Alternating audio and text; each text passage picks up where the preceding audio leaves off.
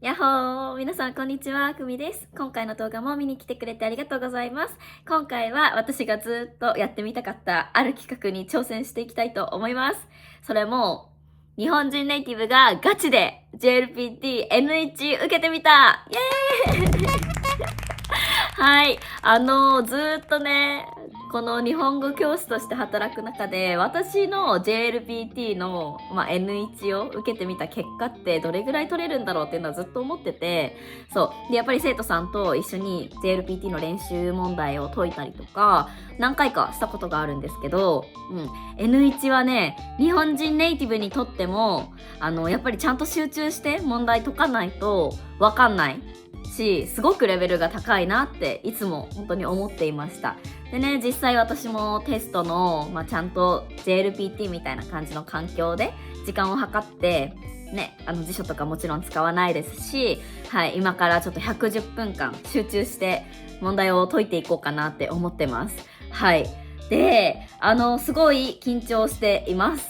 やっぱりこう日本人の日本語のネイティブとして受けるだけではなく、やっぱり私は日本語を教えてる立場なので、ある程度普通の一般の日本人よりかは日本語のね先生としてやっぱり点数取れるべきだと思うし、これで取れなかったら本当にお恥ずかしいことなので、満点を取れる自信はないんですが、でもそれなりにちゃんといい点数が取れるんじゃないかなと思っています。はい、でもちょっとあまり自信がありません。皆さんも絶対にここ気になるところだと思うのでね、実際の日本人のネイティブがどれぐらい点数取れるのかっていうのは、やっていきたいと思います。はい。で、今回は、オンラインの方で、JLPT 先生っていうサイトを見つけて、で、なんかそこのサイトで、オンラインの、JLPT の模擬テストみたいなやつを見つけたので、それを受けていきたいと思います。はい、これですね。これで N1 の問題をね、ちょっと見つけたので、こんな感じでブワーってありますね。ちょっとね、このサイトを使って今から N1110 分間タイマーをセットしてやっていきたいと思います。頑張ります。ちゃんとカンニングせずにチートせずに本気で解くので、そこは皆さん心配せずに、はい、見守ってくれたらなと思います。はい。大丈夫かな。でもちょっと先生としてのプライドをかけて、はい、いい点数が取れるように頑張っていきたいと思います。今回は懲戒はしません。リスニング問題の方は、さすがに日本人ネイティブなので、多分満点取れるんじゃないかなと思ってます。なので、ちょっとリスニングはしないんですけど、110分間、今からやっていきたいと思います。それじゃあ試験が終わってから皆さんに会いたいと思いますので、それまでちょっとスキップしますね。バイバイ。頑張ります。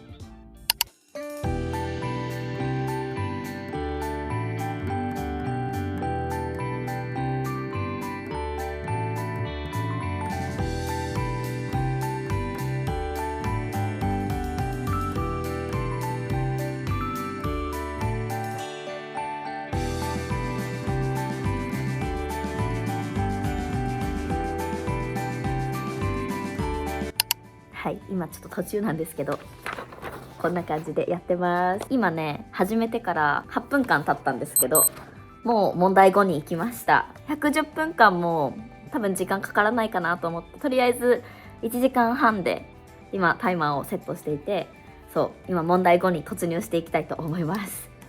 結構難しいね。ちゃんと考えないと解けれないとか、なんか本当にもう語彙の問題とか知らなかったら全くわかんないみたいなのもあるので、難しいなって思いながらやってます。はい。じゃあ問題後に突入していきます。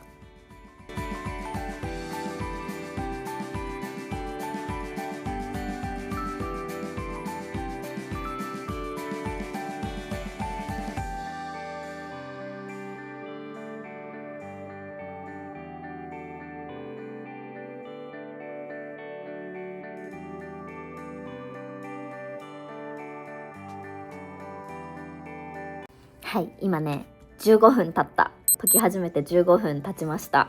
で、今問題7に突入しました。結構いいスピードで解いてるんじゃない？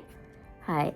今はね、文法の問題が終わりまして、結構長文の読解の方に入っていってますよ。はい、頑張ります。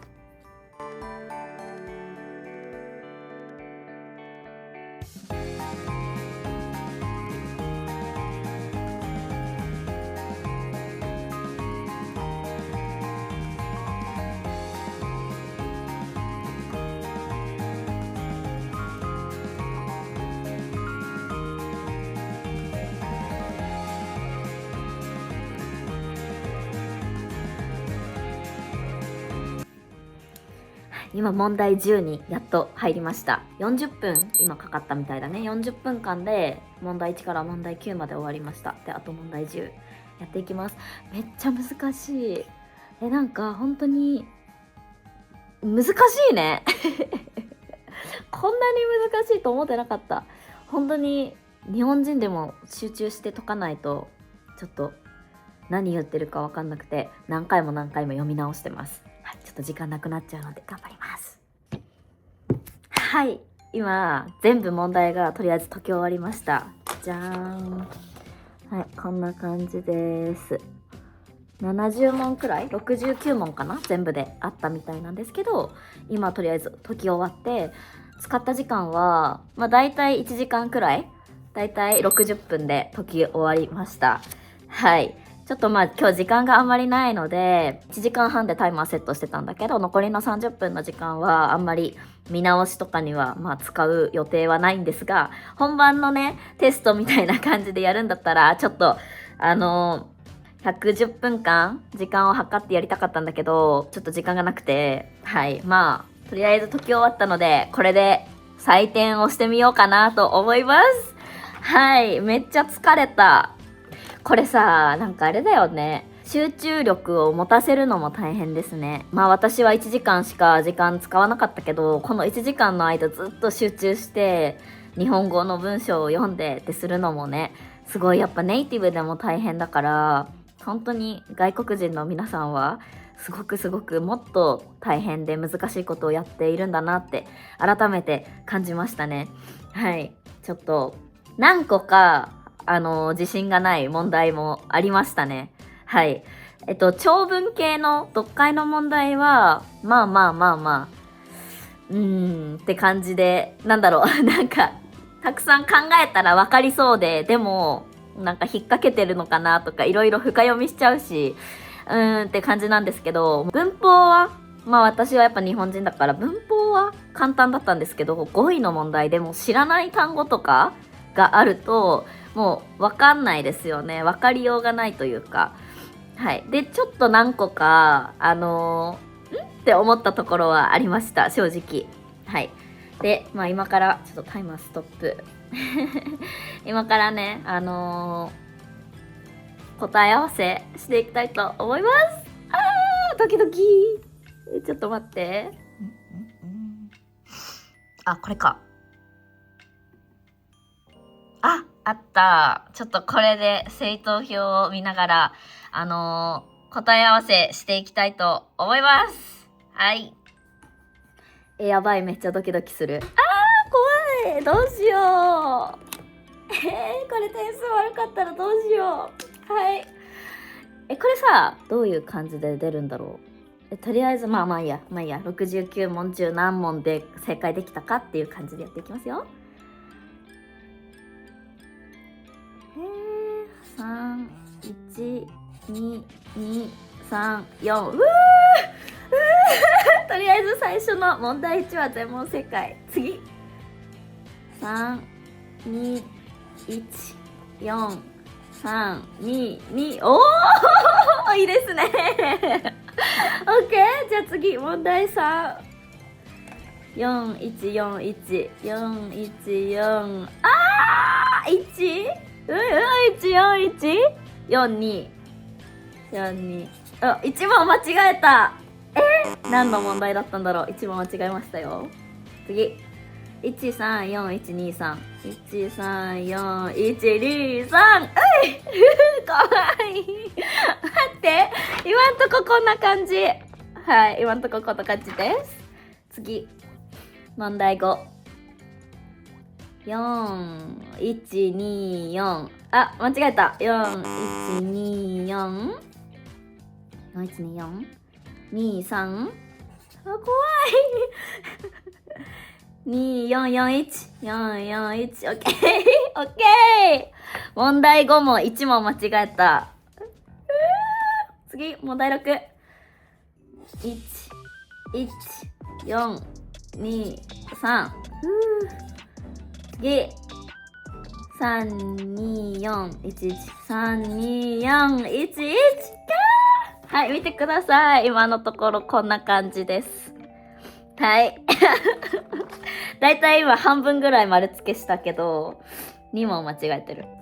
怖い。じゃあ次問題8。243。OK。243。問題9。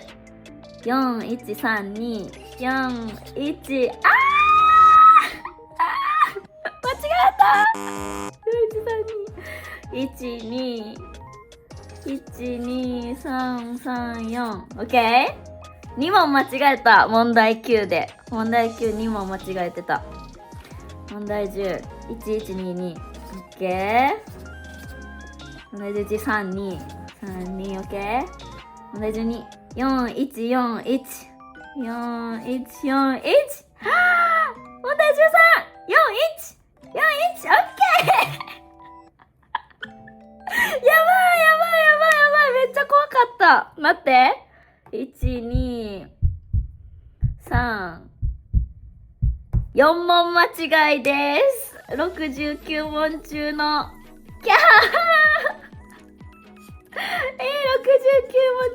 69問中の65点って感じでいいの？これどうやって出すんだろう。じゃーん、見てください。こことここの2問がちょっと×だったんだけど、はい。満足してます。結構満足してるんだけど、どうかしら。ちょっと待って。間違えたところ確認するね。どこ間違えたの？私。問題、あった。これあんま自信なかった。そう、ここね。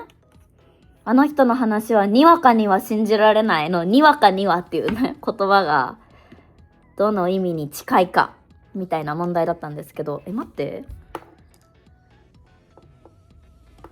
4番かな。1番なんだけど。ちょっと待って、1番何？すぐには。間違えた。こういうのは、仕方ないですよね。もうなんか、仕方ないとか言っちゃあれだけど、この5位の問題に関しては、本当にもう知らなかったら解けない問題なので、考えても、もう知らなかったらもうわかんないっていう感じだと思うので、はい。まあ。こんな感じでネイティブでも普通にね、間違えますよ。はい。はい、これ間違えました、私。次。問題5。これもね、ちょっと自信なかったな。これ何って思った。1番かな、正解。27番。1番だ。1番だった。1番かなって思ったんだけど、なんか聞いたことがなくて、聞いたことがない言葉だったから何って思ったんですけど、ちょっと貼っとくけど問題。都会から田舎に移り住んだ人の話を聞く。田舎は人を癒す力を持っているとつくづく感じる。で、私は2番にしたんですよね。聞くなりにしたんですけど、なんかちょっと違うよなって思いながら、けど、3番と4番は絶対に違うなって思ったの。で、1番か2番だなって思ったんですけど、なんかなりもちょっと違うかなって思ったけど、聞くにつけっていうのを聞いたことがなさすぎて、聞くにつけって何みたいな。はい。につけ。なんとなくわかるけど言われたらそういう意味なのかなみたいなの。でもこんなの使ったことないしみたいなこんなことは聞いたことないしと思ってやめたんですけど、やっぱり1番だったか。クソはい。じゃあ次。問題9。51と52。51と52間違えてる。51はこれ結構長文のね、読解の問題ですね。どちらも。51と52。抽象化と理想化によって何が期待されるか。ちょっと迷ったっちゃ迷ったというか、って思った。結構考えた問題ではあったかもしれない。まあでもまあいいんじゃないですか。結構個人的にはまあ納得した結果だったと思うんですけど、まあ69問中の65問だからね。どう思いますか？皆さんはこれを見てさすが日本語の先生って言ってくれるかなどうだろう。結構難しかった。これ多分日本人、私の知り合いとかみんなとか解いてもらいたいんだけど、みんなどれぐらい解けるんだろう。私結構結果いい方だと思うんですけど、めっちゃ自己肯定感高いからはい。まあこんな感じでした。はい。すごい難しかった。なんか問題も、やっぱり、なんか難易度が、ね、まあ N1 ぐらいになると高いから、問題作る人も、なんかすごい意地悪な問題してくるね。日本語の語彙の問題とかだけじゃなくて、本当になんだろうな、その問題の意図をつかむ力みたいなのが必要だなって思った。日本語を知ってるかどうかっていうことだけじゃなくて、問題のなんか真意をつくというか、すごい難しいなって思った。うちのお母さんとかにちょっと受けてもらおうかな。私のお母さんとかにも受けてもらったら、ね、なんか私の結果がどうだったかっていうのをちょっと比べられて面白いかもしれないですね。はい。そうだね。まあ、私としては満足いってるんですけど。どう？自分の言語の問題でも、本当になんか難しくてびっくりした。私のやっぱり大学生の入試とかでも国語の試験っていうのはあるんですよね。なのでなんか、その時の国語の試験をめっちゃ思い出した。こんな感じだったなと思って。はい。やってました。これ高校生レベルか。本当？高校から大学生ぐらいのレベルらしいですよ。はい。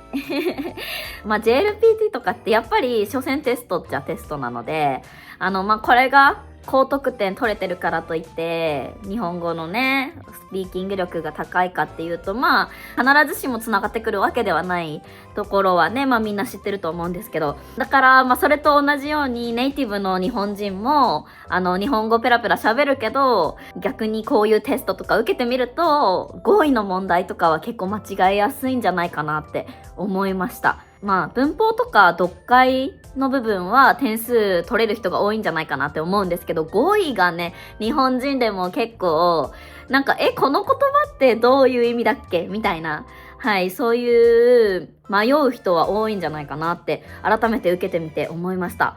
ちょっと配点が書いてないので確実な点数は計算できないんですが、だいたいまあ69問中の65問正解っていうと、まあ、94% ぐらいの正答率にはなるので、だいたい多分JLPT の N1 120点満点なんですよね。言語知識と読解の合計が120点満点中のだいたい 94% は取れてるっていうことで、まあだいたい110点前後くらいにはなるんじゃないかなと思います。だいたい N1 のその合格率って 60% とかかな。みんなすごいわ。こんなの受けてるんだと思って。ねえ。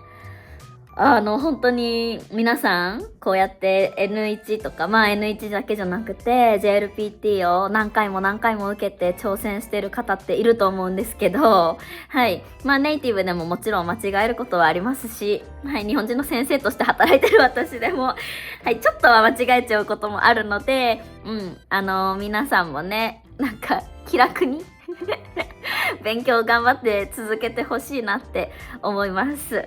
はい。やっぱ N1 難しいね。はい。思ってたよりも全然難しかった。漢字の問題とかね、は結構簡単だったんだけど、もうさって解けちゃったんですね。特にこの問い1から問い2の辺は、漢字の読みの問題だったり、なんかどの漢字が合ってるかみたいな問題なんですけど、そういうのは結構簡単でした。で、ここの、問題3、私が間違えたように、やっぱなんか知らない言葉とかがあるとちょっとあれってなることもあったんですが、文法の問題とかね、並べ替えの問題とかはやっぱり簡単にできましたね。もうささってすぐにできた。問題見たらすぐに解けていくっていう感じでした。